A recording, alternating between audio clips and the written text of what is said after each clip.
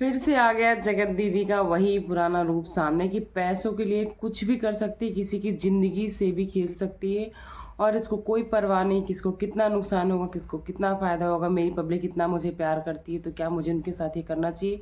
एक बहुत बड़ा उदाहरण दिया है। तो चलिए वीडियो में आगे बढ़ते हैं। Hey my YouTube family, welcome back to my channel Purnima के ब्लॉग। और आप सब कैसे हैं? आई होप आप सब बहुत अच्छे से होंगे। मैं भी बढ़िया हूँ। तो चलिए आज का वीडियो स्टार्ट करते हैं। और चैनल में नए हैं तो चैनल को सब्सक्राइब करेगा, वीडियो को लाइक करेगा, फ्रेंड्स एंड फैमिली के साथ शेयर करिएगा। और बहुत सारे लोग ये बोलते हैं ना कि आप लोग उनका पीछे क्यों नहीं छोड़ते। तो भाई ये हमारा काम है, उनका काम है ब्लॉग लाना और हमारा काम है ब्लॉग्स पे रिएक्शन देना। अगर वो कुछ पॉजिटिव करते हैं, कोई भी ब्लॉगर्स, सिर्फ और सिर्फ जगत दीदी नहीं, तो उनके बारे में पॉजिटिव चीज़ें भी आती। मेरे बहुत सारे वीडियोस पड़े हैं जब पॉजिटिव है, तो प्लीज़ जाकर देखिए, उसके बाद आके बात करिएगा इस तरह की। तो अगर हमें रिएक्शन बंद करवाना है तो उनको ब्लॉगिंग भी बंद करनी पड़ेगी, क्योंकि हमारी ये कैटेगरी, हमारा ये काम है। तो चलिए वीडियो को स्टार्ट करते हैं। आज की वीडियो में पूरी की पूरी बात होने वाली है जगत दीदी की, कैसे वो अपनी बेटी को भी यूज़ करती हैं। उनको सिर्फ और सिर्फ पैसे चाहिए, पैसे के सिवा इनको कोई चीज़ नहीं। जब लोग यही चीज़ कह रहे थे कि दीदी को पैसा बहुत प्यारा, तो दीदी की बहुत मिर्ची लग रही थी, बहुत आग लग रही थी। पूरी फैमिली आ गई थी लड़ने के लिए कि हाँ सब तो व्यूज़ कमा रहे हैं, सब तो व्यूज़ कमा रहे हैं, सब तो डॉलर कमा रहे हैं। तो बेशक वाईटी पे सब डॉलर कमाने आते हैं, सब पैसे कमाने आते हैं, पर इतना गिर के नहीं। कम से कम आप इन्फ्लुएंसर हो और मिलियंस की फैमिली लेके बैठे हो, तो कुछ तो रिस्पॉन्सिबिलिटी रखो, कुछ तो जिम्मेदारी रखो। कम से कम रिएक्शन वालों के लिए नहीं, नॉर्मल पब्लिक के लिए, लेकिन अपने अंधभक्तों के लिए तो रखो। क्योंकि जो आपको फॉलो करते हैं, अंधभक्त नहीं कहेंगे, बहुत सारे लोग होते हैं जो सीधे साधे बोली वाली जनता है, अभी भी इनके लिए वही सिंपैथी, वही भाव रखती है। उनको लगता है दीदी फंस गई थी, दीदी फंस गई, दीदी परेशान हो गई, दीदी परेशान नहीं हुई थी, दीदी तब भी पैसे कमा के गई थी और अब भी पैसे ही कमा रही हैं। वो इनको देखती हैं, इनको फॉलो करती हैं, जो ये करेंगी वो अपनी लाइफ में करना चाहती हैं, क्योंकि उनको लगता है कि दीदी बहुत अच्छी हैं। पर ऐसा कुछ नहीं है। अभी मैं बात करने वाली हूँ मैशूर के बारे में, जो यहाँ पहुँच गई हैं फ्लाइट से, बढ़िया नाचते गाते रील्स बनाते।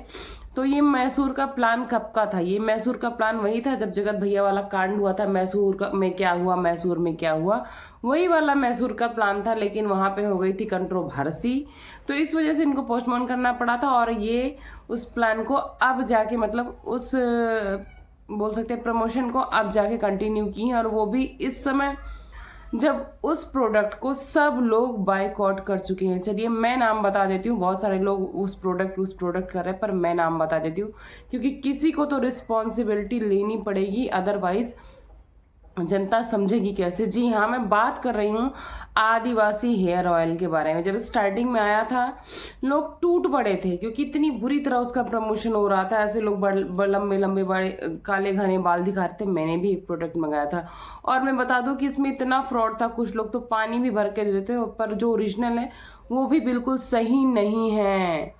कुछ लोग तो रेगुलर जब तक लगाए हैं तब तक उनको ठीक ठाक हो गए हैं, उसके बाद तो ऐसा उनका बाल की दुर्गति हुई है।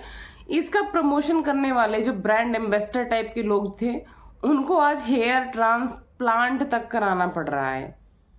पर जो भी थोड़ा सा भी जिम्मेदारी रखते थे ब्लॉगर्स, इन्फ्लुएंसर, उन्होंने इसको बाइकआउट कर दिया है। जो इन्होंने इसका प्रमोशन किया भी था, उन्होंने फिर से एक वीडियोस डाली हैं कि भाई ये प्रोडक्ट हमने प्रमोट तो कर दिया था, पर ये प्रोडक्ट बिल्कुल भी सही नहीं है, आप इसको मत लीजिए।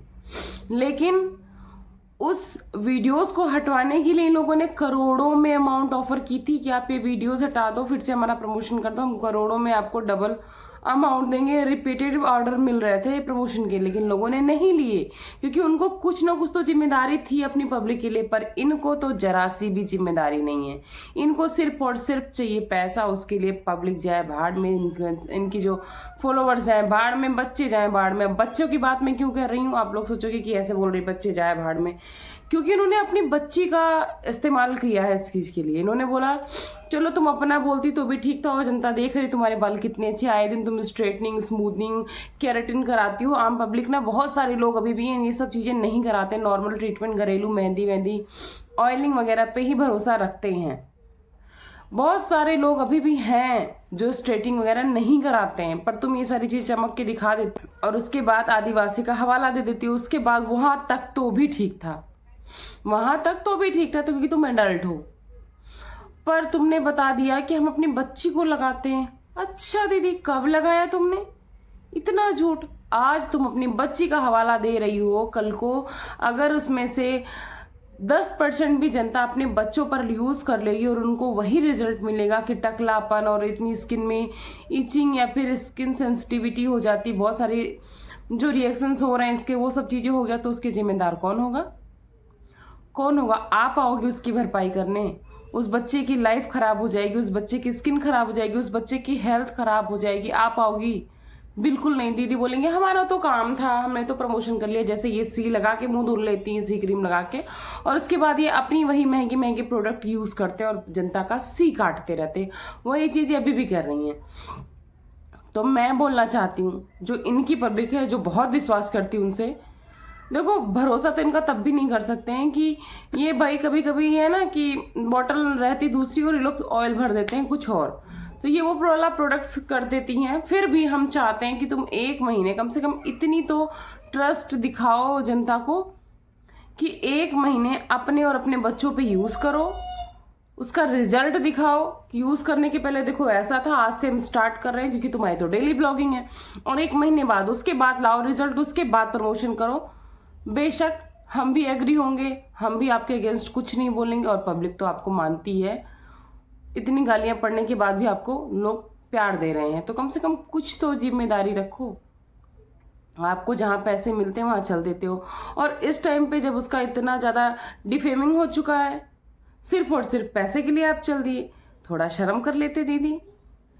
पता है जैसे कपड़े वपड़े हो गए, चलो ठीक है, मैं तो कपड़ों तक भी ठीक है सीमित है, कि कपड़े क्या होता है, आदमी का पैसा नुकसान हो जाता है, पैसा फंस जाता है। जैसे ये लोग मीशो की बेचते हैं, मैं ये नहीं कहती हूँ मीशो बेकार है, बार बार बोलती हूँ, मीशो में कुछ प्रोडक्ट अच्छे भी आने लगे हैं, मीशो ने काफ़ी सुधार भी किया है, लेकिन ये लोग जितना प्रोडक्ट बेचते हैं सारे नहीं सुधरे हुए होते हैं। इनको तो सिर्फ जो आ गया पूरा बल्क में, इनको सबका प्रमोशन 1 बाय 1 करना होता है। तो इनकी प्रोडक्ट पे देख के आप लोग बहुत भरोसा मत करो, अपनी सोच से अपनी समझ से लो। और कपड़े की बात करें तो कपड़े तो एक बार रिटर्न भी हो जाएंगे, या तो फिर हमारे खराब भी निकल गए ना, तो भी हमारे पैसे डूबेंगे, हमारी हेल्थ नहीं डूबेगी। और दूसरी बात, अगर हमें देखने के बाद तुरंत पता चल गया कि अच्छा नहीं, तो हमें 7 डेज 14 डेज का रिटर्न भी मिल जाता है, ईजी रिटर्न है मीशो में। मगर अगर ये चीजें हो गई, हेल्थ खराब हो गई, वो रिटर्न हो जाएगा, इजी रिटर्न हो जाएगा हेल्थ। जो पेन, जो रिएक्शन, जो नुकसान हेल्थ का हो जाएगा, वो आप इजी रिटर्न कराओगे। आपको पता है कि स्किन की प्रॉब्लम जब हो जाती है तो कैंसर तक पहुंच जाती है, आपको पता है कुछ भी, और ऊपर से आप बच्चे का, माइनर बच्चे का यूज कर रहे हो, और खुदा ना खास्ता अगर 10 लोग भी लगा लिए, उनके बच्चों को ऐसी कोई प्रॉब्लम हो गई बालों से, स्किन से, कौन जिम्मेदारी लेगा उसकी? तो दीदी थोड़ा जिम्मेदार बनो, थोड़ा सा सहूलियत दिखाओ जनता के लिए भी। सिर्फ और सिर्फ पैसे के लिए मरना बंद करो। तुम्हारा पीछा मैंने छोड़ दिया था, मतलब मैंने नहीं, मुझे लगता है सारे रिएक्शन वालों ने, किसी ने तुम्हारे ऊपर वीडियो बनाया नहीं इधर बीच, लेकिन तुम पैसे के लिए फिर शुरू हो गई। अरे ठीक है, बेच रही थी मीशो का, लोग हंसी मजाक कर रहे थे, लेकिन इतना गिर जाओगी, ऊपर से बच्चों का यूज करोगी? बिल्कुल भी नहीं। और आप लोग को क्या लगता है कि जो मैं ये चीजें कह रही हूँ इसमें अगर गलती है तो आप लोग जरूर बताना। आप लोग बताना कि अगर आप में से किसी के बच्चे के साथ ऐसी चीजें हो सकती हैं, क्या वो इजी रिटर्न वापस हो जाएंगी? उसकी हेल्थ, उसके हेयर, उसकी प्रॉब्लम्स की भरपाई हो जाएगी अगर वो पैसे रिफंड कर देता है तो भी? अगर आपको पैसे रिफंड मिल जाते हैं तो क्या आपके हेल्थ की भरपाई हो जाएगी? अगर हमारा एक्सीडेंट हो जाता, हमारा पैर टूट जाता, भले हमारा कोई इलाज करा दे, लेकिन वो दर्द की भरपाई कोई कर सकता है? वो जो ज्वाइंट लग गया पूरी लाइफ के लिए वो पेन रह जाता है कहीं ना कहीं, उसकी भरपाई कोई कर सकता है? बिल्कुल नहीं। ऐसे ये भी है, मान लिया स्किन कोई प्रॉब्लम हो गई, स्किन की प्रॉब्लम आप समझते हो कैंसर तक चली जाती है, अगर कुछ हो गया तो क्या उसकी भरपाई होगी? बिल्कुल भी नहीं होगी। तो आप बिल्कुल भी ट्रस्ट मत करो, अपने बुद्धि विवेक से काम करो। मुझे लगता है इनकी जनता इनसे ज़्यादा पढ़ी लिखी और समझदार है, और हमारी भी जनता हमसे ज़्यादा पढ़ी लिखी और समझदार है। आप लोग के पास अपनी बुद्धि है, दिमाग है, अपना यूज़ करिए।